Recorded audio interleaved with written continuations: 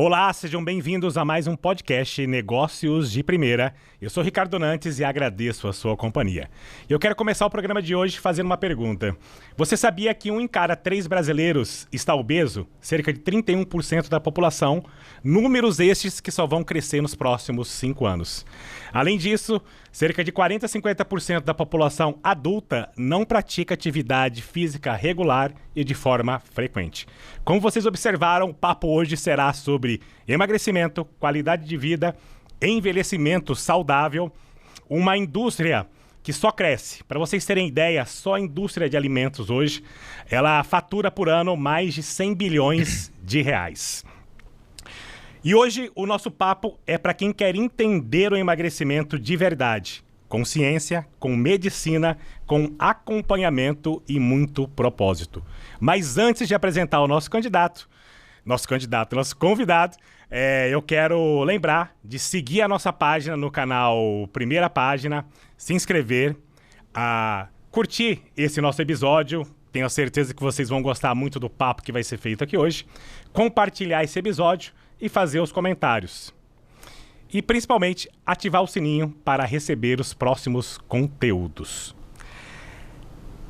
O nosso convidado de hoje, ele é médico, formado pela Universidade do Oeste Paulista, pós-graduado em Nutrologia Esportiva e em Ciência da Obesidade e Sarcopenia, fundador da Clínica Canela e do Protocolo Canela, reconhecido mundialmente. Ele está aqui hoje em Campo Grande, é referência em emagrecimento saudável, saúde hormonal, menopausa, lipidemia e performance para atletas.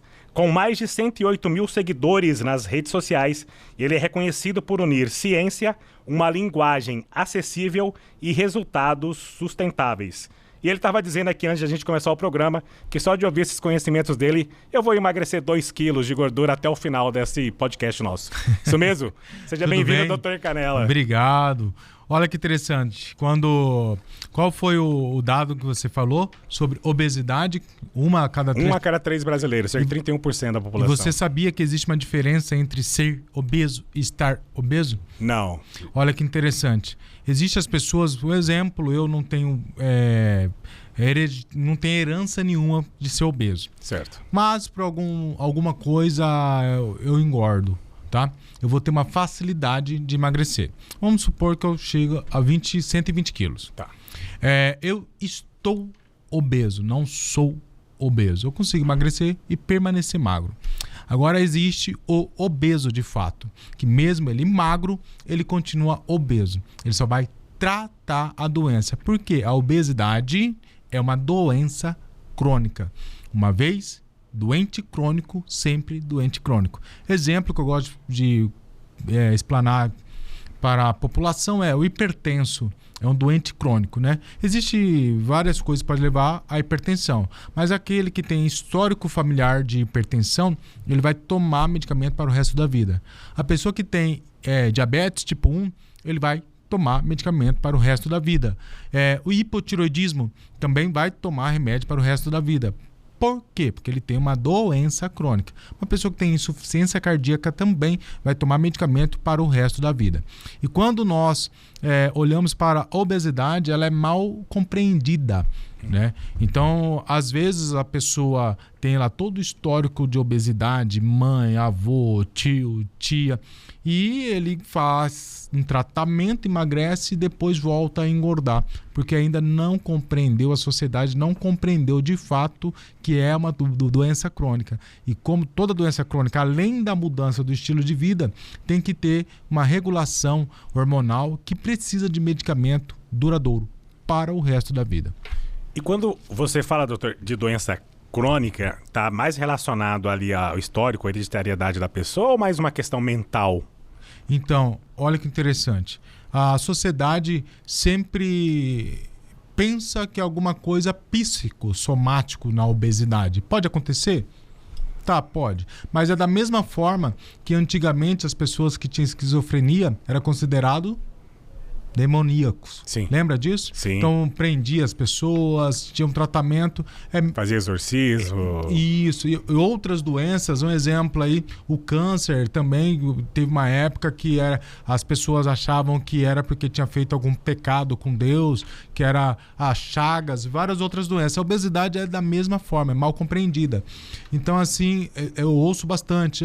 Minha mente, eu não consigo porque eu tenho uma mente fraca, ou não consigo emagrecer porque a ansiedade faz eu comer.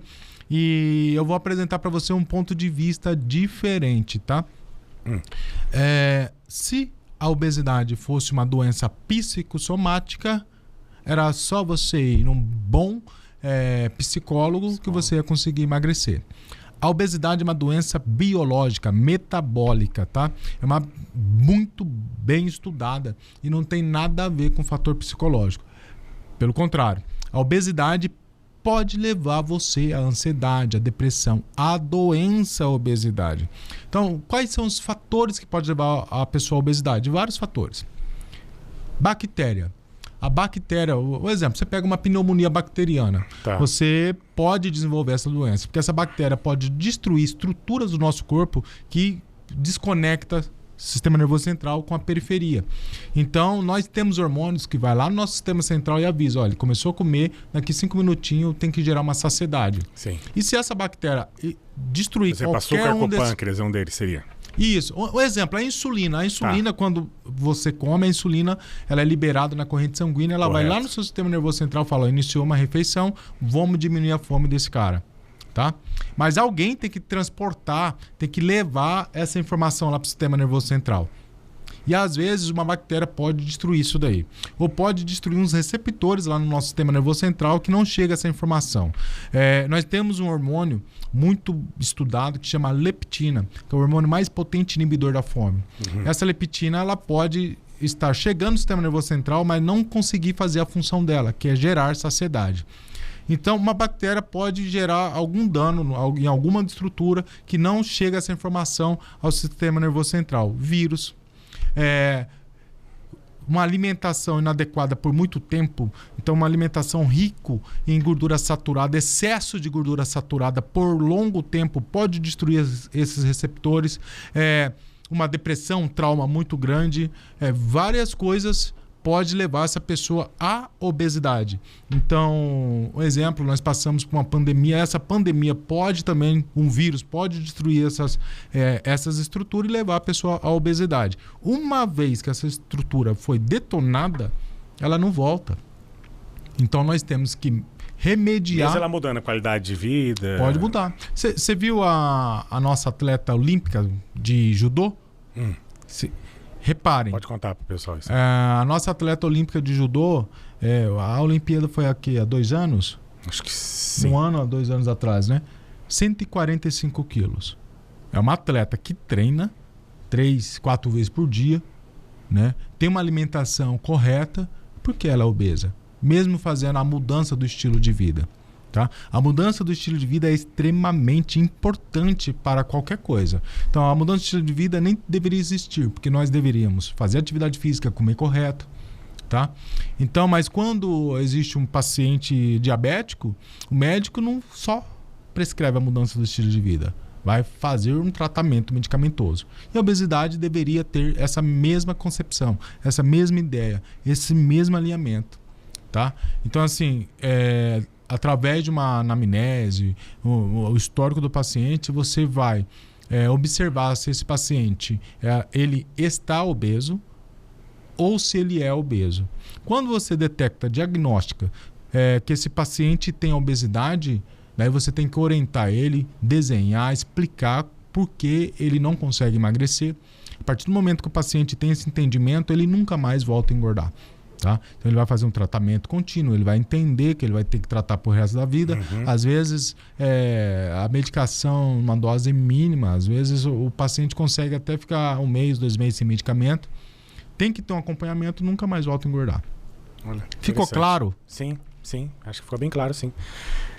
Deixa eu fazer uma pergunta em relação ao histórico e à criação da Clínica Canela. Qual que foi o conflito o conflito que você passou? Eu acredito muito no seguinte, que a gente, empreendedores, empresários, o que molda a gente são os obstáculos, os caminhos, as dores que de alguma forma nos leva para uma mudança e dessa mudança nos faz pessoas melhores. No seu caso, qual foi o conflito que você vivenciou que necessariamente levou para uma mudança e essa mudança você tomou a decisão, eu vou abrir a Clínica Canela ou o Protocolo Canela?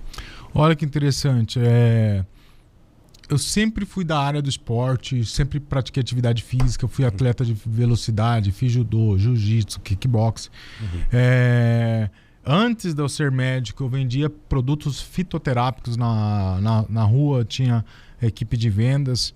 E eu sempre estudei essa parte da perda de peso, antes de ser médico. Então, Desses esportes, tinha algum que você gostava mais? Eu tenho déficit de atenção, né? Então, nunca parei no esporte top, mas um esporte que me mudou muito foi o atletismo. Certo. O atletismo me levou em outro patamar de consciência corporal e outras coisas. E assim, nada na minha vida no quesito da Clínica Canela foi pensado, foi acontecendo.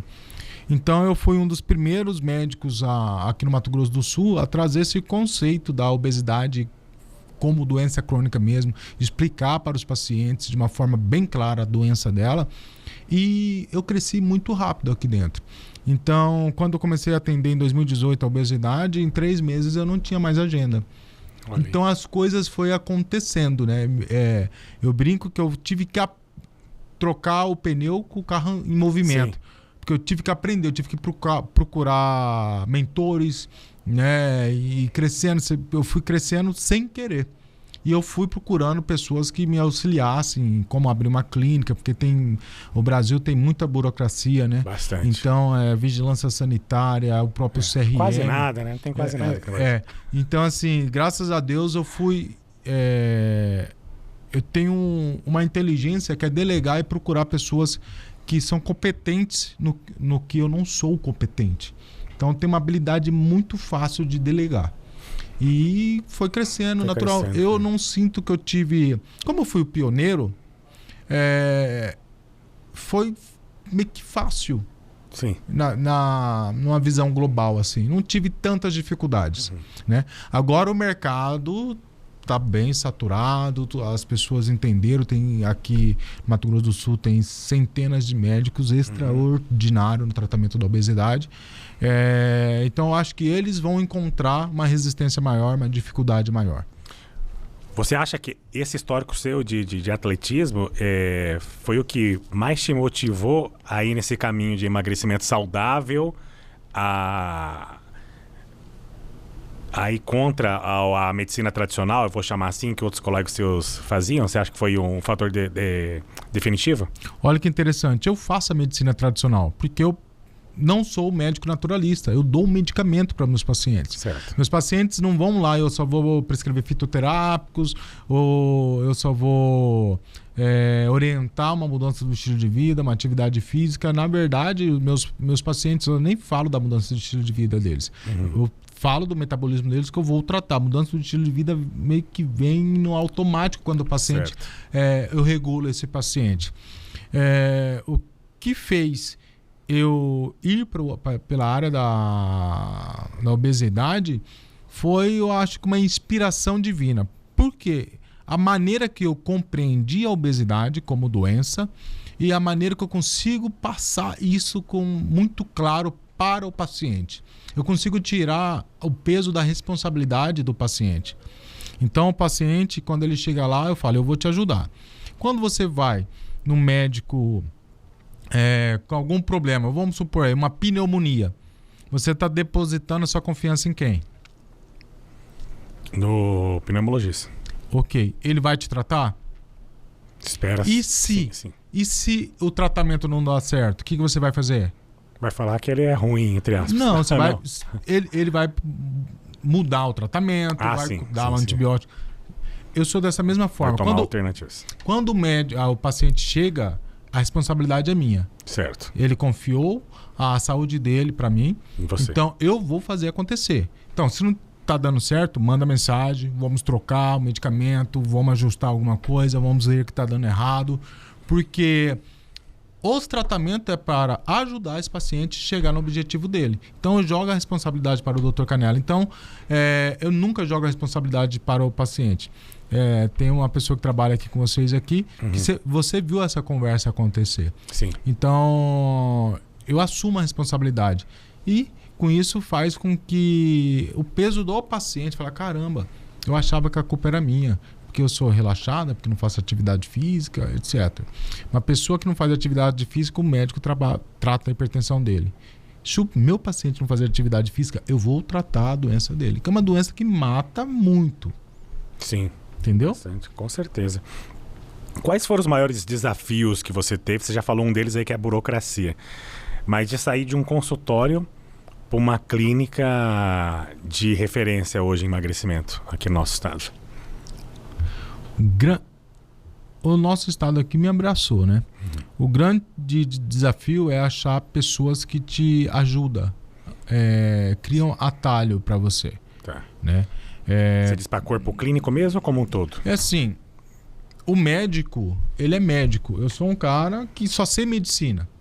Se você for conversar, o médico ele não tem habilidade de contabilidade, a parte administrativa de uma clínica ele não tem habilidade. Sim. E é difícil alguém pegar você e falar, você tem que fazer isso, tem que fazer aquilo, existe imposto disso, imposto daquilo, você tem que abrir uma empresa X, mas uma empresa para médico, uma empresa para CLT, uma empresa para prestador de serviço. Então, assim, é achar uma pessoa que te ensina isso daí claramente. Entendi. Né? E eu tive uma boa indicação. Então, eu não tive esses problemas, que a maioria tem. E eu tenho um treinamento para médicos que eu facilito isso daí também. Então, os médicos que têm vontade de abrir clínica, ele me acompanha lá na clínica e a minha equipe tira todas as dúvidas deles. Entendi. Então, faz uma mentoria. Isso, eu sou um facilitador também. Eu tenho vários médicos pelo Brasil inteiro que abriram a própria clínica. E eu entendo de lei, não entendo, mas eu consigo delegar. Então, peguei toda a minha equipe, que é uma equipe então, jurídica, contador, profissional. Eu tenho um profissional que ele cuida tudo na área da parte da vigilância sanitária. Eu tenho toda essa equipe. E dentro do pacote do treinamento, essa equipe, ele leva essa equipe para ele. Entendi. Então, eu facilito também. E eu tive isso. Né? Eu tenho um médico fantástico chamado Dr. Gabriel Almeida. Certo. E ele me ensinou todos os passos, todo passo a passo para nós. Então, facilitou muito minha vida. A dificuldade é entender o tanto de imposto que nós precisamos pagar para funcionar. A dificuldade é entender que você tem que saber a hora clínica. Como é caro para conseguir manter o negócio em pé. E é um problema do médico entender que sim... Vocês não atendem plano de saúde, né? Não, tudo privado, tudo particular. É difícil o médico entender que se entrar R$10 na clínica, provavelmente R$2 dele só. Sim. Às vezes entra uma quantidade de dinheiro e... O médico não é empreendedor, ele acha que, tô rico. Na verdade, não, esse dinheiro não é seu. Então, assim, como eu não tenho essas habilidades, a minha habilidade, a minha inteligência emocional é delegar. Eu não sei isso, então vou delegar para as pessoas corretas fazer. Exatamente. Um dos meus trabalhos que eu faço, além de empreender e trabalhar com investimentos, eu trabalho com conselho consultivo. Não sei se o pessoal de casa também entende muito bem o que é isso, mas exatamente vem de encontro isso que você colocou. É criar um conselheiro de fora do negócio, de entrar, de observar situações onde você possa encurtar caminhos. Né? Seja um conhecimento que alguém de fora tem, que você passa para aquela equipe, para aquele empreendedor, para aquela empresa, que você encurta. E aí os resultados realmente são vários, como você disse. Né? Já teve casos de empresas que a gente... economizou aí cerca de R$1,5 milhão só para instruir o empreendedor a renegociar um contrato. Tem outros que a gente trabalha com planejamento tributário, né? Que às vezes a pessoa fala como é que é o melhor regime aqui no Brasil, que é uma loucura fiscal de você trabalhar com isso. Como é que você faz tudo isso? E encaixa exatamente nisso que você vem fazendo também com essa questão de facilitador. O médico ele tem uma dificuldade, ele não sabe. Perguntar para mim aí dessa parte... tributação, eu não sei. A minha habilidade é delegar. Olha que interessante, eu tenho um médico amigo meu, todos os médicos que fazem a mentoria viram amigos, tá? Ele é um médico de 30 anos de profissão. Eu fiquei muito honrado, um ginecologista. Ele tinha uma clínica que faturava 250 mil aproximadamente e não sobrava dinheiro para ele. Né? Ele fez a nossa mentoria. Hoje a clínica dele, em 3 meses pós a mentoria, a clínica dele fatura 3 vezes mais que a minha. Olha que legal. Então assim, aonde que foi o... É muito legal isso. É ótimo. Eu fiquei até curioso. E nesse caso que você fez, essa facilitação que você fez, aonde que foi o ponto principal que você colocou nele? Porque quando você aumenta o faturamento, você tem 2 caminhos, né? Você aumenta o preço, precificação, ou aumenta as vendas. No caso dele, o que foi exatamente? Ele não sabia precificar. Um exemplo, vamos supor que uma vitamina D você compra por R$50. Tá. Daí o cálculo dele era, coloca 30% em cima e ele estava pagando para trabalhar. Exatamente. Então assim, ele entendeu que ele pagava... O médico tem que entender que existe hora clínica. Ele tem que saber quanto que custa a hora clínica dele. Ele tem funcionário, quanto que ele paga, se ele paga comissão para esses funcionários ou não. Mas o que mudou de fato para ele mudar assim foi o convívio com a clínica. Então assim, a clínica tem um atendimento de excelência. Então hoje as pessoas querem experiência. Então às vezes só de o cara não tem uma clínica lá de 20 anos e ainda toda a parte arquitetônica é antiga, um ar-condicionado tudo do velho, aquelas cadeiras antigas. Não. Então, assim, a experiência do cliente, com quem você conversa, o tipo de cliente que você quer atrair. Um exemplo, muito medo que os pacientes, os médicos têm subir o valor da consulta. Pô, sua agenda está lotada, você está no plano de saúde, mas uma consulta de R$200 sobe. Não, doutor, não vai dar certo. Sobe sua consulta. Para quantos? R$1.000. Então, vamos fazer um teste.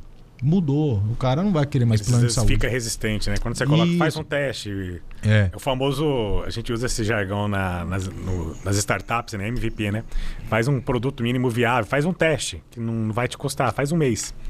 E aí, claro que você acaba perdendo ali, ou não, né? Mas um percentual pequeno, mas aqueles que ficam, eles elevam tanto o ticket médio, né, da clínica, quanto você permanece mais tempo com o cliente que paga de forma recorrente. 30 anos de profissão, o médico tem que entender que se ele está trabalhando demais por muito tempo, alguma coisa está errado, tá? É lógico que a medicina é um sacerdócio, mas ele tem que ter qualidade de vida, pelo menos quando ele ficar mais velho, né? Então ele tem medo de perder os clientes. E tem que colocar, os seus clientes que iniciou com você, eles não vão estar com você lá no final. Então, uma agenda de 1 ano não pode.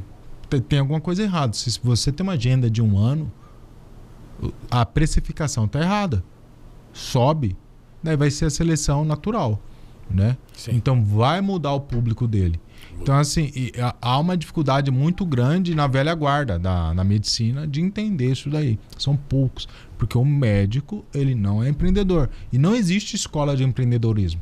Sim. Não, faculdade, como empreender, não existe. Existe. Né? Então, é uma dificuldade muito grande. E a vivência da clínica. O cara esteve na minha clínica, a equipe dele frequenta a minha clínica. A minha mentoria, a equipe dele. Se ele tem uma enfermeira, a enfermeira fica com a minha enfermeira. Se ele tem uma pessoa do comercial, o comercial dele fica com o meu comercial. Ele me acompanha. Então, vivenciou, falou, caramba, cara, eu consigo fazer isso daqui, não é difícil, é fácil. A minha equipe está prontidão para ajudar a equipe dele. Legal. Se ele não tem um contador bom que entenda, ele vai pegar meu contador. Então facilita a vida dele e ele cresce. Sim. E todos os nossos mentorados mudou a vida, todos os nossos mentorados. Maravilha. Hoje, como é que você tem os seus clientes, você trabalha em vários segmentos, né? A clínica, desde emagrecimento até o envelhecimento saudável, o pessoal do esporte que quer ter alta performance. Hoje, como que é distribuído os seus pacientes? Existe um Pareto, né? pessoal de casa que não sabe o que é Pareto, é aquela questão, né? Que 80% do faturamento dele vem de 20% de um tipo de cliente. Ou não é bem distribuído? O meu foco sempre eu trato o paciente integralmente, né? Mas o meu foco é obesidade. Tá. Então, eu sempre foco nos pacientes obesos. Certo. E quando esse paciente chega, eu vou cuidar dele como um todo.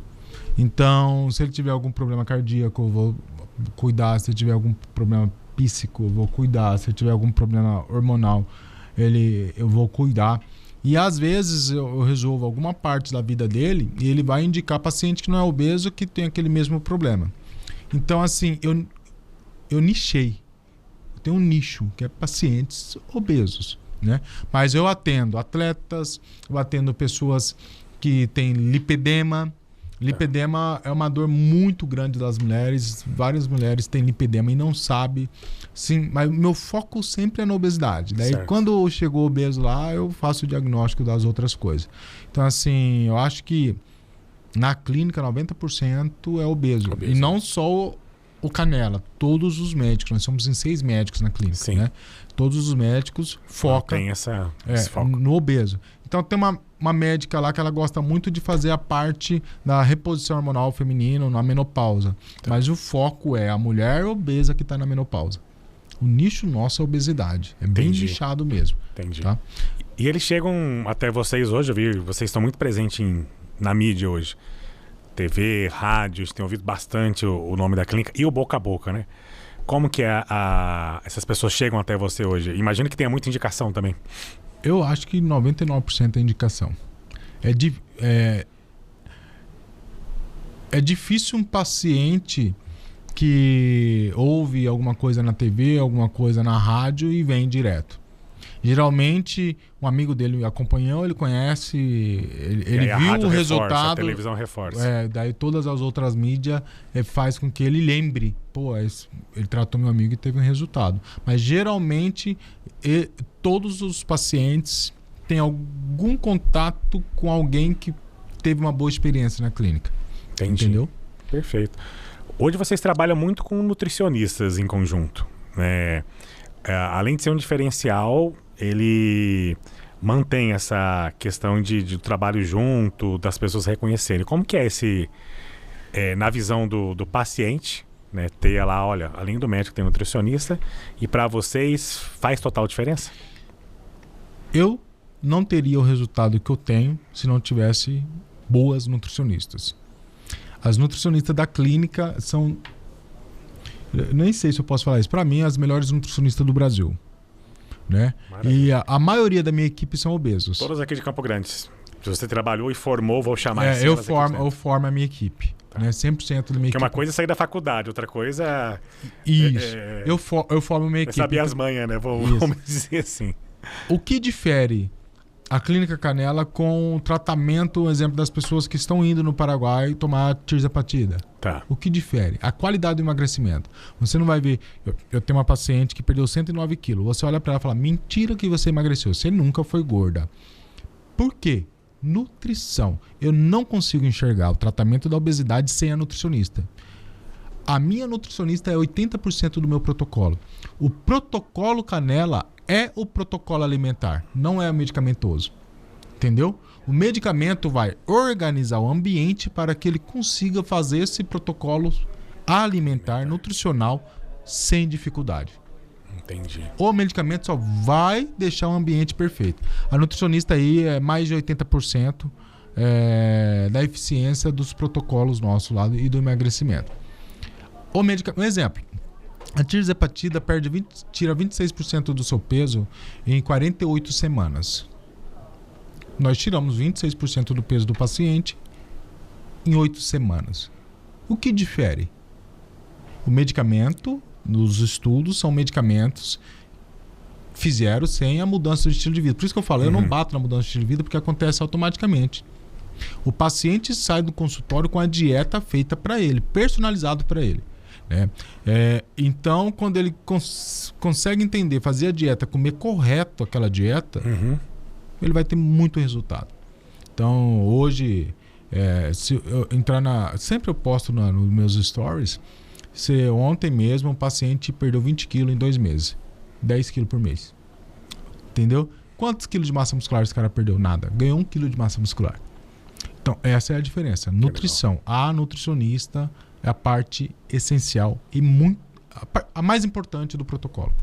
Perfeito. Queria fazer uma pergunta para você em relação a essa questão. Exatamente, você comentou dos stories, do paciente perdendo quilo e do conselho hoje, né, de medicina, que eu vejo alguns profissionais podem fazer algumas coisas e algumas coisas são muito restritivas para vocês médicos, né? Mas antes disso, quero lembrar para vocês que estão assistindo esse episódio, caso ainda não tenha se inscrito no canal da Primeira Página, se inscreva, aperte o sininho, né, para receber os próximos conteúdos novos aqui do portal. Tenho certeza que está curtindo aqui uma consultoria, uma mentoria grátis aqui do Dr. Canela sobre emagrecimento saudável, eu vou chamar assim, e qualidade de vida. Curta esse episódio e compartilhe para aquele amigo, para aquela pessoa que esteja precisando receber esse tipo de informação. Eu tenho visto muito assim, na área de medicina é muito restrito, né? A publicidade, sim, não pode antes e depois, não pode algumas coisas. E em outras áreas, né, em outros campos de profissionais, não tem tanta barreira assim, né? E eu acabo vendo assim que, de certa forma, né, como empresário também, olhando de fora, parece que prejudica um pouquinho, né? Então, aí quando o paciente fala que emagreceu através da clínica, às vezes você não pode mostrar porque é uma promessa que você vai estar se fazendo. Mas você acha isso um pouco cabresco para segurar o trabalho de vocês? Não, mudou muito, tá? Você pode colocar o antes e depois, desde que tenha a informação que seja educativo, tá? E cada paciente é individual, e cada metabolismo é individual. Então, você vai lá e perde 20 quilos. Tá. Em 2 meses, 10 quilos por mês. O teu irmão pode ir lá e perder só 5. Tá. Então tem que ter você pode colocar um antes e depois, mas você tem que explicar e educar ele. Aquele resultado é para ele. Aquele resultado foi particular para aquele paciente que não podemos prometer resultado, tá? Sim. O mercado de emagrecimento é um dos que mais cresce no país. Você explica isso como uma necessidade mais de vaidade ou uma necessidade de saúde na visão do paciente seu? Olha que interessante. 40% dos pacientes com câncer de endométrio, câncer do útero, são obesos. E ainda tem uma porcentagem ali no sobrepeso. 18% dos eventos cardiovasculares está relacionado à obesidade. Mais de 35% de todos os tipos de câncer no nosso metabolismo, principalmente intestinal e do estômago ali, está relacionado à obesidade. Uhum. A obesidade é a doença que mais mata no mundo. A obesidade é uma doença silenciosa, tá? E a obesidade, ela gera uns processos inflamatórios tanto em todo o metabolismo quanto no sistema nervoso central, e isso impede que o nosso metabolismo comunica corretamente. Então a obesidade gera depressão, a obesidade gera ansiedade. Não é a ansiedade e depressão de você olhar no espelho e se sentir feia ou feio por estar gordo. E sim, é biológico, porque a sua dopamina, os seus hormônios da alegria, da felicidade, a ocitocina, todos os seus hormônios não estão conseguindo ativar o que precisa. Não estão atuando corretamente. O tratamento da obesidade não tem nada a ver com a estética. Mas vamos lá. E se fosse estético? Se a pessoa quer emagrecer por estética, a saúde mental faz parte da saúde. A pessoa se sentir bem faz parte da saúde. Entendi. Uma mulher colocar um botox para tirar umas rugas faz parte da saúde. A estética também é saúde. Sim. Tá? Então, assim, não vejo problema a mulher colocar um silicone, fazer uma abdominoplastia, fazer uma lipo, faz parte da saúde física desse paciente. Sim.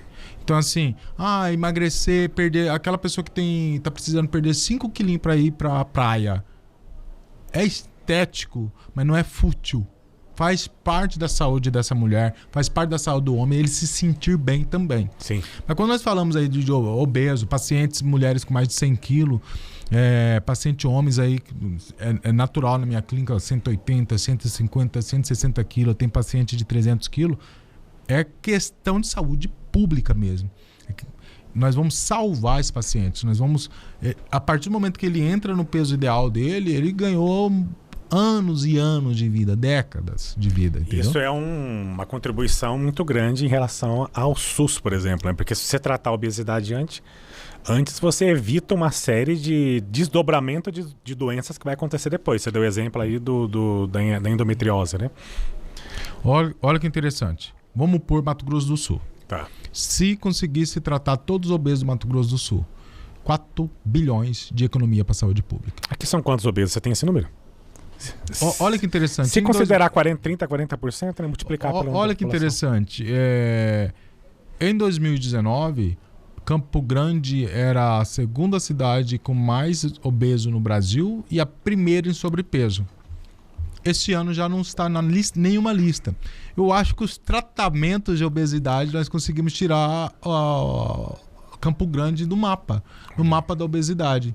É muito interessante. Dá uma pesquisada para você ver. Que bacana. E já a Clínica Canela como um dos grandes diferenciais. Provavelmente 15 mil clientes, só o Dr. Canela, né? Sim. Fora a clínica. Fora o restante. São 6 médicos, né? São 6 médicos. Então, assim, eu creio que nós vamos conseguir, principalmente quando a tirzepatida entrar no SUS, eu creio que vai entrar, nós vamos conseguir acabar com a obesidade. Eu tenho plena certeza. Igual nós conseguimos diminuir muito doenças gastrointestinais com o uso de omeprazol, um exemplo. Entendeu? Eu acredito que nós vamos conseguir controlar essa epidemia. A questão do glúten, qual que é a sua opinião em relação a isso? Porque existem muitas discussões, né? O glúten que foi modificado geneticamente, o glúten original, isso interfere na questão da obesidade ou intestinal ou não? O glúten gera processos inflamatórios. Tá. A obesidade já tem um processo inflamatório. Mas vamos supor que o paciente é obeso e não está tratando. Ele pode tirar o glúten, não vai emagrecer. Outras coisas que tem que tratar. Vamos usar um outro ponto de vista. Esse paciente consome glúten demais e faz o tratamento da obesidade. Ele vai emagrecer comendo glúten. Você está entendendo? Existe um terrorismo alimentar que esse terrorismo não é benéfico. Tá? O equilíbrio é o benefício. Então, exemplo, meu paciente, eu não tiro a cerveja dele. Apesar que o tratamento faz com que ele não consiga beber muito, tá? Então, o paciente que consome lá 20 long neck de cerveja no final de semana, ele vai tomar 2. Entendi. Eu deixo Mas o paciente porque leve. No final ele perde a vontade? Isso. A tirzepatida hoje é um medicamento que está estudando para tratar o alcoolismo. E olha que interessante, a tirzepatida consegue acabar com a gordura no fígado. A tirzepatida está sendo estudado porque estão percebendo que está tendo até uma regressão da cirrose. Então é um medicamento que inibe o desejo pelo álcool. Inibe demais o desejo até por algumas outras drogas. Fumar. Então é como se tivesse fazendo a pessoa resetar a pessoa, vira um novo ser. Que interessante isso. É um medicamento fantástico. Eu uso, tá? Eu não sou obeso. Eu uso porque melhora meu humor. Eu sei que eu vou estar evitando, eu sou hipertenso. Ele diminui o risco cardiovascular. Protege o rim. E hoje a previsão é ele entrar no hall do SUS em quanto tempo? Não sabemos isso daí, ninguém sabe. Mas há um interesse muito grande do político e eu acho que os políticos estão entendendo, é um medicamento de alto custo, mas a longo prazo, nem tão longo, em 2 anos você vai economizar com internações, você vai economizar com UTI, você vai economizar com outras doenças como câncer de mama. Tá? E ele é tomado como? É comprimido, injeção? A tirzepatida é subcutânea. Subcutânea, tá. É uma injeção subcutânea. Caro hoje para a pessoa que quer fazer um tratamento... A média do privado. Valor de um tratamento de tirzepatida é entre 500 a R$1.000 semana. Tá. né? Só o medicamento. Só medicamento. Tá. E isso tanto na farmácia como nas clínicas. Essa é a média. Entendi. Você comentou sobre terrorismo aí que é feito algumas vezes nas mídias sociais. Vou resumir ali porque hoje grupos de WhatsApp distribuem, Instagram, né? Você é um profissional renomado que estudou, que tem um protocolo reconhecido mundialmente, que tem 6 médicos na equipe, que tem nutricionistas e uma série de coisas. Como é que vocês observam e enfrentam isso? Aqueles modismos que não tem nada a ver de medicina e algum influencer, alguma coisa começa a discussão de um produto que não se tem comprovação científica nenhuma. Isso atrapalha muito vocês? Nada. Isso nos ajuda, porque não funciona, né? As dietas, existem pilares. Uhum. E na maioria das vezes, as pessoas colocam nome nesses pilares que já existem, tá? Então, um exemplo assim, a pessoa faz uma dieta com no máximo 3 gramas de carboidrato por quilo do paciente. Tá. Essa dieta é uma dieta low carb. A pessoa coloca o nome na mesma dieta low carb na dieta da lua. Aí coloca o nome de dieta do sol. Mas é a mesma estrutura. Então, assim, só muda o brand da dieta. Quando você observa todas as dietas da moda, ela já existe. E agora, o que funciona para você não vai funcionar para o outro, tá? Então, assim, como implementar essas dietas nesse paciente? Quando ele está com medicamento, é uma coisa. Quando está sem medicamento é outra. Então, o jejum intermitente, um exemplo excelente, tá? Controla a resistência à insulina, melhora todo tipo de resistência metabólica, melhora a parte cognitiva. Mas como você vai colocar num paciente ou num cliente de qualquer forma? É de uma vez? Depende. Se estiver com medicamento, dá para fazer. Mas se estiver sem medicamento, existe uma técnica que vai demorar uns 6 meses para ele virar um jejuador profissional, que eu falo. Então, assim, o terrorismo que eu gosto de falar de terrorismo alimentar é pegar e falar assim, ó, pão faz mal. Depende, tá?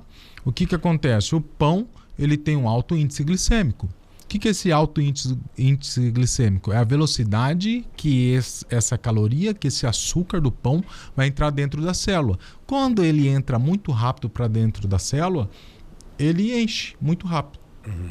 O que sobrar vai virar gordura. E como deixar esse alimento legal? Por exemplo, põe gordura e proteína. Pão com ovo é maravilhoso. Já muda tudo. O pão sozinho é uma coisa. Ah, macarrão faz mal.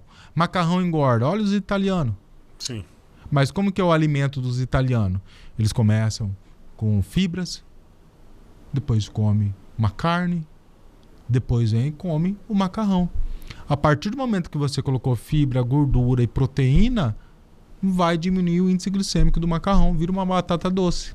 Entendi. Então o terrorismo que eu falo ovo tem um monte de colesterol, faz mal, agora o ovo faz bem. Não existe. É o equilíbrio alimentar, é as combinações alimentares. Esse alimento é gordura saturada, nós precisamos de gordura saturada. Os nossos hormônios vêm dessas gorduras saturadas, mas o excesso faz mal. Entendeu? Entendi. Então, um exemplo que eu gosto de dar, se você cozinha com banha de porco, que é uma gordura saturada, sim, come carne branca, come peixe, come frango. E o dia que você for comer aquela carne vermelha cheia de gordura, faça a comida com azeite. Porque das gorduras do nosso corpo, 20% obrigatoriamente tem que ser gordura saturada. Entendi. Então, peixe, frango, gordura de porco. E carne vermelha, azeite. Seria o recomendado? É o equilíbrio. Não recomendado, o equilíbrio. Quando você tem profissionais, ele vai te levar a esse equilíbrio. Porque hoje tem esse modismo. Fazer em banha de porco que é melhor do que usar o óleo de girassol, por exemplo. Existe muito disso. Isso. Modismo ou isso é verdadeiro? Igual eu falei pra você, não é que é modismo verdadeiro ou falso. Tá. É o equilíbrio. A gordura, a banha de porco é uma gordura saturada. O excesso ela vai fazer mal também. Então tem que ter o equilíbrio alimentar. Entendi. Tá? Um mito muito grande, tá? Azeite pode ser aquecido. Os outros tipos de óleo, eles são bons quando não são aquecidos, tá? Então, assim, o correto seria cozinhar 100% com azeite. O azeite tem um poder de modificar um negócio chamado epigenética. Então, vamos lá. A mãe é obesa, a avó é obesa, a pessoa é obesa, os filhos tudo obeso. Daí começa a fazer uma alimentação rico em azeite de oliva extra virgem, que é muito comum na comida, na dieta mediterrânea, tá? Os filhos deles, os netos dessa pessoa, pode não ser obeso, ao poder do azeite. Então, o azeite suporta altas temperaturas, você não vai perder os elementos desse óleo. E é interessante, por fazer com azeite, você pode comer carne vermelha. Ah, mas comer muita carne vermelha faz mal. Tem que ter equilíbrio. Entendi. Entendeu? Entendi. Você comentou também que cada pessoa no seu protocolo, uma coisa funciona para um, outra coisa não funciona para outro. Como que você identifica no momento da consulta? Para o João é melhor isso, isso e isso. Para Maria, outro protocolo. Quando um paciente infarta, existe um protocolo. É padrão. Mas se ele tiver um efeito colateral, vai mudar. Então nós temos um padrão que funciona, tá? E todos os clientes da Clínica Canela têm um número particular do médico, é obrigatório. Então, se você virar meu cliente, você vai ter meu número particular. Então, se não... A partir do segundo contato que nós vamos saber o que nós podemos modificar ou não. Você está entendendo? E tem algumas coisas. Paciente diabético com uso de insulina, ele não pode fazer jejum. Então, existe algumas coisas.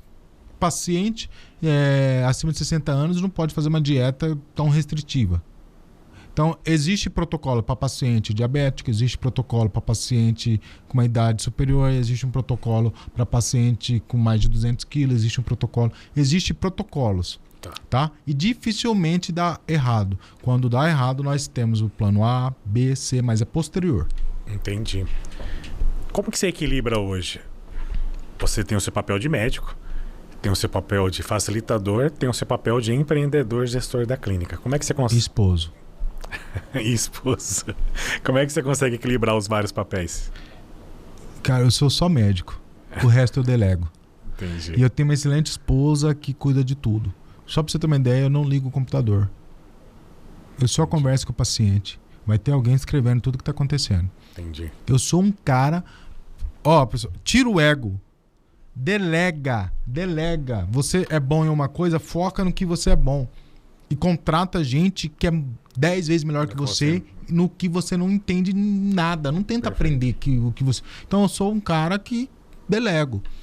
Você tá entendendo? Perfeito. Você diria que essa é hoje a recomendação que você, para quem tá É o meu sucesso. Exatamente, eu ia falar isso. É o que meu é o seu sucesso, que é o aprendizado que você mais leva. Delegue para mim poder focar no que eu sou bom. Sim, isso.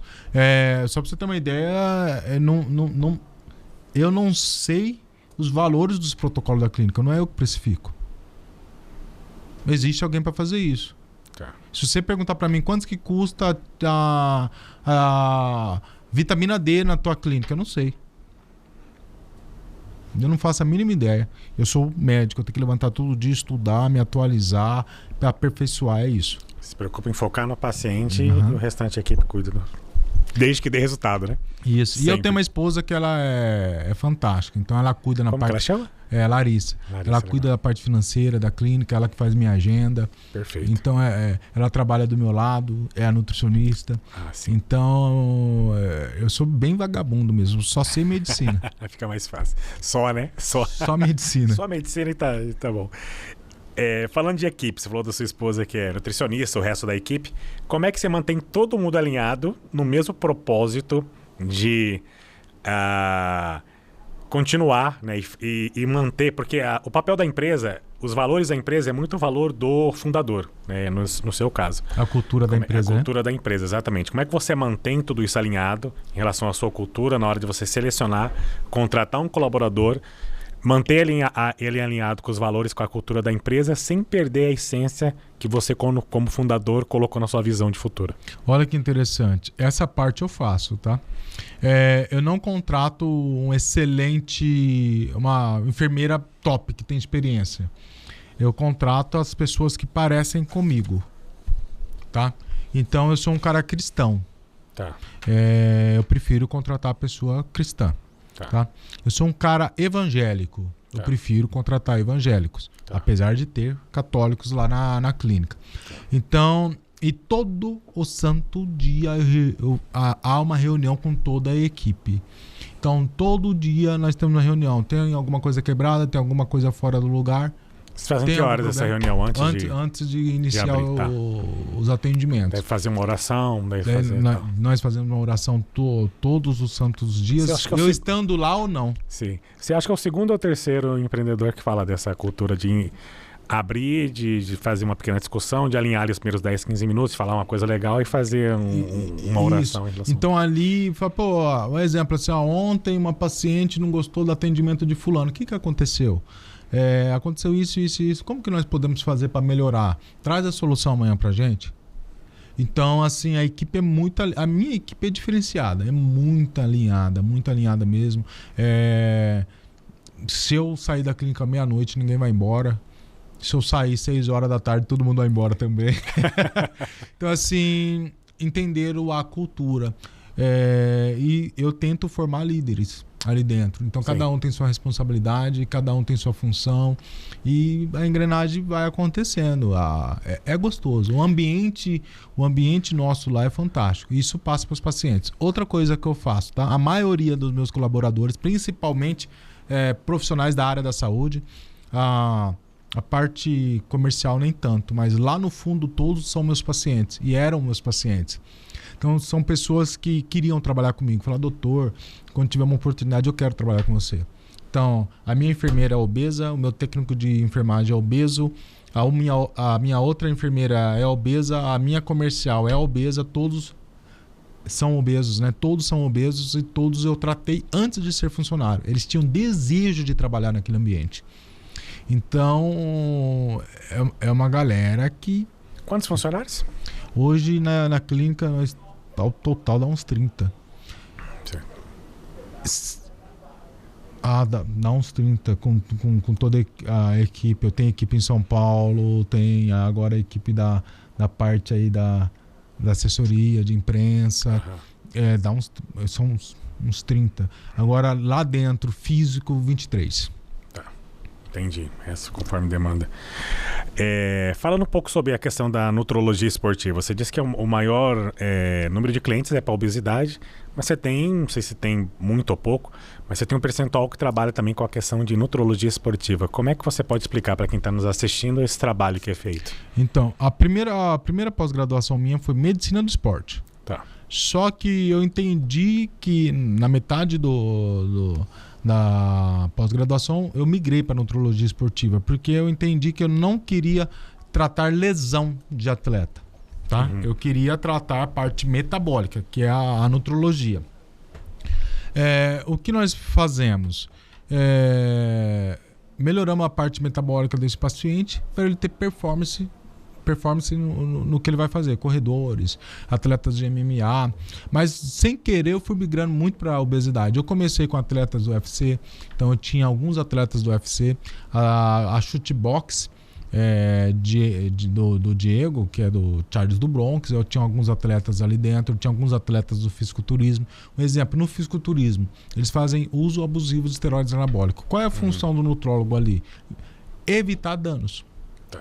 Evitar danos. Então, é difícil, né? Você ter algum fisiculturista que não utiliza. Todos utilizam esteroides anabólicos de uso abusivo. É igual uma pessoa que tem câncer de pulmão e fuma. Uhum. O médico tem que cuidar desse câncer de pulmão. Certo. E eu tenho que orientar ele. Cara, você já está fazendo uma hipertrofia concêntrica cardíaca importante aí. Eu acho que é melhor você diminuir. Você está tendo umas alterações aí nas suas enzimas hepáticas, é melhor você trocar as drogas. Então, assim, nessa parte do fisiculturismo que eu trabalhei muito lá atrás, era orientar e evitar danos, que é inevitáveis, vai existir danos, tá? O uso abusivo é um terror para a medicina. Então, abraçar esse paciente e orientá-lo. E nos pacientes que são atletas amadores, às vezes preparar o metabolismo dele para aguentar uma meia maratona, um ciclismo. Então, cuidar da saúde dele em geral, né? Algum erro em comum que você vê naqueles pacientes que vivem de dieta, vive de dieta, não emagrece nunca? Você percebe algum erro em comum deles? É falta de desinformação mesmo, baseado no que você... O obeso, ele não entende que, exemplo, uma paçoquinha tem mais de 200 calorias. Então, às vezes chegam lá, as pessoas falam assim, doutor, eu não como muito, por que eu engordo? Daí você vai ver lá, ele chupa uma bacia de laranja, porque ele acha que laranja é saudável e não tem caloria. Então, o erro mais comum é as pessoas achar que uma barra de chocolate não é tão calórico. Eles não entendem caloria, tá? E às vezes tem um paciente que come saudável, porém come muita caloria. E em pouco volume, que é muito fácil. Então, exemplo, um açaí tem mais de 1.500 calorias. Um copo de suco de laranja de 700 ml que ele vai num restaurante e toma tem mais de 500 calorias. Então, o erro mais comum é eles não entenderem o que é caloria. Então, às vezes, até come bem, mas vai engordar porque não come caloria. Come muita caloria. Esse é o erro mais comum. Eles não entendem que uma coisa saudável pode fazer ele engordar. Entendi. Entendeu? E nesses 15 mil pacientes que você já atendeu, você pode falar alguns casos de pessoas que emagreceram e que te marcou bastante ao longo dessa jornada sua de qualidade de vida, que falou assim, cara, que legal esse trabalho que eu faço, olha o resultado, olha como mudou a vida dessa pessoa. Para as pessoas que nos assistem, ouvir também um pouco dessas histórias bonitas que está por trás. O paciente que mais me marcou é uma paciente recente, tá? Essa paciente é uma paciente de São Paulo, eu atendo em São Paulo também, vou a cada 15 dias para São Paulo fazer o atendimento. Ela é de São Paulo? É, de São Paulo. E ela chegou na clínica, não conseguia andar, magra, tá? Não conseguia andar, perdeu os dentes, perdeu o cabelo e chegou, doutor, eu já fui em todos os médicos e ninguém sabe o que eu tenho. Daí, na anamnese, uma paciente bariátrica, uma paciente obesa que emagreceu e continua emagrecendo, tinha mais ou menos 12 quilos de massa muscular, estava defiando mesmo. E ali foi um grande desafio, porque cara, passou com todos os médicos em São Paulo, foi na Albert Einstein, foi em um monte de lugar. Eu falei, caramba, o que será? Liguei pra minha irmã, que a minha irmã é neurocirurgiã, discutimos o caso dela, falei, é o seguinte, eu vou fazer umas tentativas aqui, né? E nessa tentativa, eu quero que você venha aqui todas as consultas, quando eu estiver em São Paulo, eu quero que você venha. E lá em São Paulo, eu atendo no segundo andar. E toda vez que ela chegava, eu tinha que atender no primeiro andar. Tá? Uma clínica de 2 pisos, porque ela não conseguia subir a escada. E eu falei assim, vamos fazer um teste, eu vou fazer aqui e os exames dela tudo normal, tá? E isso que é o problema. Os exames tudo normal. Eu falei, vamos fazer um teste, eu vou fazer vitamina para você endovenoso. Tá. Foi crescendo o cabelo, foi engordando, fiz algumas outras estratégias que eu não vou falar, começou a ganhar massa muscular. E mês passado ela passou em consulta no segundo andar, subiu a escada e está de alta. Olha que maravilha. Então, assim, ela tinha um problema de absorção. Você tá entendendo? Os alimentos? A cirurgia bariátrica teve algum problema, ela não conseguia ter absorção de nada. Então, ela vai ter que fazer reposição de micronutrientes endovenosos para o resto da vida. Mas, assim, foi uma paciente que... A famosa história da navalha de Ockham, né? Que às vezes você tem vários... Que nem você comentou, no Einstein passou por várias cirurgias, procuraram doenças, mas na verdade era uma consequência da cirurgia. Isso, e ela marcou muito porque quando ela chegou, ia descer, ela falou, não, doutor, eu subo a escada. E subiu tranquilamente, né? E agora ela vai passar em consulta a cada 6 meses e marcou muito, porque era totalmente fora do que eu faço todo dia. Né? E foi um desafio, porque eu não sabia o que era, né? E os exames, muito exame. Só a primeira consulta dela foi 2 horas, eu Maravilha. Só olhando o exame. Eu falei, caraca. Onde que tal eu? Nossa. Então essa imagino que a satisfação sua ali em conseguir. Agora, de emagrecer é normal, todo dia. Se você ir na minha clínica, todo dia vai ter gente perdendo muito peso. Que legal. Você tá entendendo? Entendi. Então é bem comum, é natural para nós. Um paciente. Se você for lá na clínica e sentar lá, vai chegar alguém e vai falar assim: quantos quilos você perdeu? Ah, perdi 20, 30, 40, 50, 60, 100, 109, 110. Isso é muito natural para nós, então virou rotina. Virou rotina. Então o que marcou mesmo foi essa paciente. Bacana. Já chegamos em 1 hora aqui no final do podcast, 1 hora conversando, bate-papo interessante, passa rapidinho, né? E antes de fazer uma última pergunta para você, eu quero lembrar o pessoal que ainda não se inscreveu no canal Primeira Página, se inscreva, ative o sininho para receber as notificações dos novos episódios. Tenho certeza que você curtiu aqui o episódio do Dr. Canella, curta, comente, compartilhe e envie isso para um amigo ou para um conhecido que precisa entender mais sobre obesidade e emagrecimento saudável. E agora uma pergunta final. Calma, deixa eu falar também. Vou olhar aqui na 1 aqui, pode? Você vai olhar aqui, ó. Você vai fazer a pergunta Segue final o Dr. Canella e compartilha também. dr.canella, Dr. Canella, no Instagram. Segue e compartilha aí para centenas de pessoas. E para consultar pelo próprio Instagram, ele consegue achar o endereço da clínica. Eu sou um cara extremamente acessível, estou sempre ali na internet, ali eu respondo 100% dos pacientes. Eu já respondi mais de 2.000 mensagens no Instagram em um dia. Eu atendi uma pessoa famosa e... Que maravilha. Daí eu tive que... pegar as consequências do problema bom. Em São Paulo eu atendo quase toda a galera do SBT. Que 10. E maravilha. tem alguns pacientes bem famosos lá, e quando vai... procura. Daí estoura o Instagram. Mas pode olhar para a câmera 1, falar no microfone pra gente. Para encerrar, qual a frase, o princípio e o valor que te guia no trabalho que você faz hoje? Que pergunta difícil. Mas eu só faço pergunta difícil aqui para todo mundo do canal. Ó, sabe qual que é a proposta aqui do podcast? Não é ser nada de palco. É coisa de bastidor. Tipo, porque a gente que é empresário, empreendedor, a gente sabe o que acontece por trás. E às vezes a gente fica nessa...